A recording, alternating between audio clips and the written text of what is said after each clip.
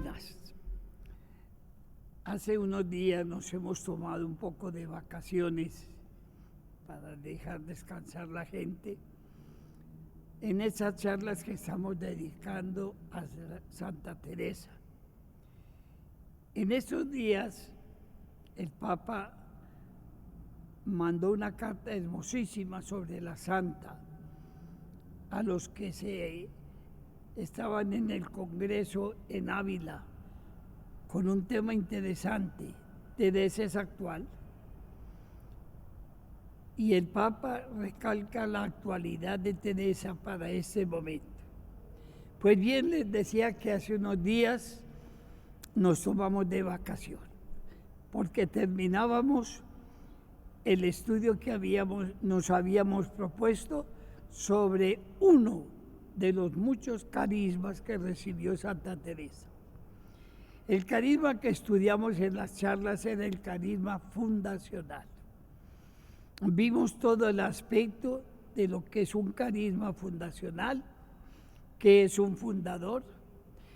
Vimos y analizamos toda la cuestión social, religiosa, política, carmelitana, del carisma fundacional teresiano. Analizamos qué fundó, cómo fueron sus leyes, sus costumbres, su humanismo, porque Teresa es una enamorada del humanismo, que era casualmente lo que en ese momento se estaba viviendo en Europa, un nuevo hombre, una nueva perspectiva de la vida, una manera nueva de enfocar la existencia. De modo que pues creo que cumplimos ese propósito que nos habíamos hecho de dar a conocer a Teresa a nuestros hermanos, a todos los que nos oyen y nos ven, sobre Teresa fundadora. Pero ahí no terminan los carismas teresianos.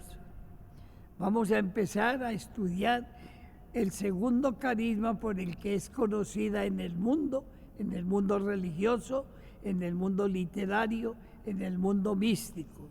Teresa, maestra de oración. Casualmente estamos celebrando los 50 años en que el Papa la declaró doctora de la Iglesia, primera doctora de la Iglesia, y la declaró bajo el aspecto de mujer orante. Eso es muy importante, recalcando y presentándola como maestra de oración. Ese es pues el tema de ese doctorado, el contenido teológico de ese doctorado es presentar a Teresa como una auténtica maestra de espiritualidad, de oración y de mística. De modo que eso es lo que estamos celebrando y conmemorando para que las nuevas generaciones no olviden nunca esa mujer espléndida, excelente, majestuosa, que dio vida a una ciudad con sus murallas, Ávila. Ávila y Teresa son las dos glorias de esa ciudad medieval tan interesante como es Ávila en la Castilla española. Entonces se me ocurrió, y ahora les cuento mi pequeño secreto, reunir todo lo que sabía sobre la oración teresiana, pero para presentarla de una manera sencilla, clara, que pudiera perfectamente entender nuestro pueblo, porque esa es la finalidad de la catequesis teresiana, hacer que Teresa sea conocida, leída, amada, imitada. Entonces escribí, aprovechando pues todo este descanso de la pandemia, este libro que hoy les quiero presentar. Teresa, enséñanos a orar. De esto es que vamos a hablar en unas cuantas charlas. Empecemos por la imagen que escogió el artista del libro. Una imagen francesa de Teresa, en la que están muy claramente los tres elementos de la santa. La personalidad de ella, aún físicamente, La segunda, la inspiración del Espíritu, que la movió a hacer todo el apostolado de la oración. Y tercero, la pluma, símbolo de Teresa escritora, porque lo hermoso de ella es que toda su experiencia mística, toda su experiencia de oración, la plasmó en sus escritos. Es del único santo de la Iglesia de tiempos antiguos que conservamos manuscritamente todo lo que escribió. Eso no se había dado, ese fenómeno en la Iglesia. Uno de los libros se conservan en el Escorial, el monasterio, otros en las Carmelitas de Valladolid. Las cartas están dispersas por el mundo, de modo que de Teresa se conserva de su pluma y en la manera típica de la época todo su pensamiento sobre la oración. De modo que esta es la imagen que quería presentar.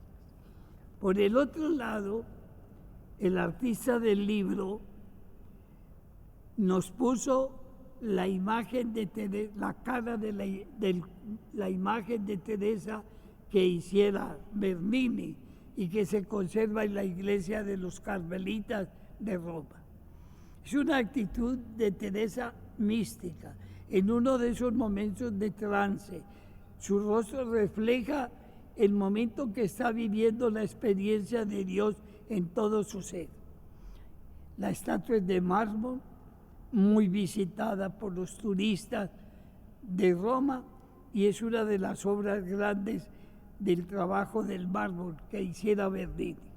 De modo que está la imagen, está también el rostro de ella.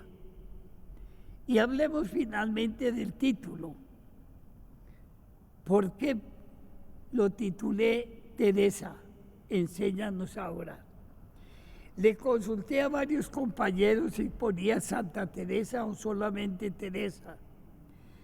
Ganaron los que querían que fuera solamente Teresa sin la palabra santo. ¿Por qué? Porque lo que quería y pretendía el libro era acercarla a la gente.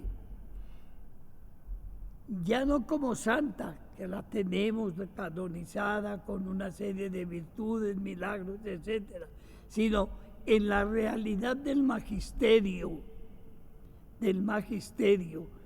orante de ella. ¿Dónde me inspiré para hacer el título?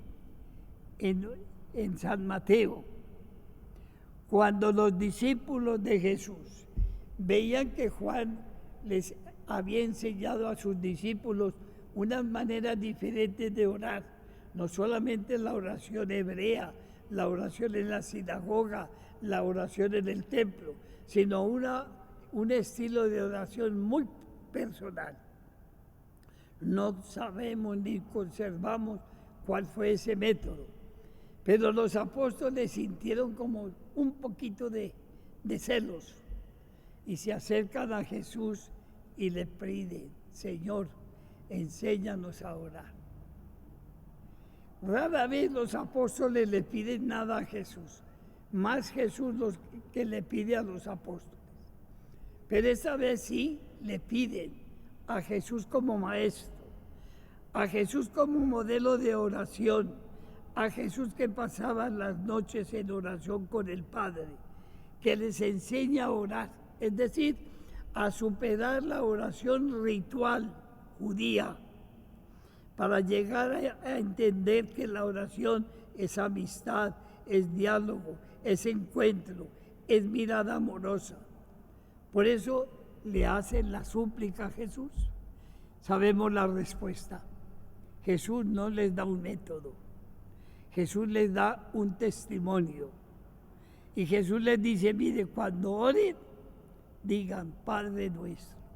Y salió de sus labios la oración más bella del Nuevo Testamento, la oración más bella que conservan los evangelios de Jesús, la oración donde está el campo inmenso de la petición, el campo inmenso de las necesidades del hombre, el campo inmenso para solicitar la presencia amorosa del Señor. Ahí pues nació el título. Teresa, enséñanos a orar. Ella, a diferencia de Jesús, nos va a dar un método. Ella, a diferencia de Jesús, nos va a indicar y nos va a llevar de su mano por el camino de la oración. Ella va a superar la oración ritual para crear la oración afectiva, la oración amorosa, la oración contemplativa. De modo que hoy les quería explicar primero cómo me dio por celebrar los 50 años del doctorado teresiano. En segundo lugar, reunir en un libro lo que podemos decir por ahora, por lo menos mis reflexiones sobre la oración teresiana. En tercer lugar, la inspiración del artista, de ponerla con esa hermosura, ese garbo de ella, iluminada por el Espíritu Santo, y esa pluma inmortal que hiciera pasar de su mente, de su corazón al papel, todas sus experiencias. Y esa imagen de Bernini, donde está Teresa en una actitud contemplativa. De modo que los invito a que sigamos este tema por algunas charlas, porque nos puede abrir el deseo de orar. Él nos va a enseñar caminos nuevos, maneras de entender esa gran riqueza de la Iglesia que se llama la oración. Les deseo pues que sigan adelante, que Dios los bendiga, que tengan siempre presente que en su mente y en su corazón está siempre el Señor presente en nuestra oración.